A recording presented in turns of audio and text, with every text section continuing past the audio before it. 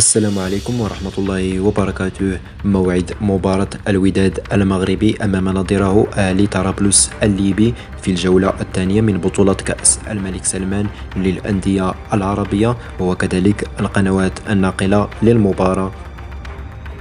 سيلتقي فريق الوداد المغربي بنظيره فريق أهلي طرابلس الليبي في الجولة الثانية من بطولة كأس الملك سلمان للأندية العربية، وذلك يوم الأحد الموافق ل 30 يوليو 2023 في تمام الساعة 2 بعد الزوال بتوقيت المغرب، تونس والجزائر 4 بتوقيت مصر والسعودية.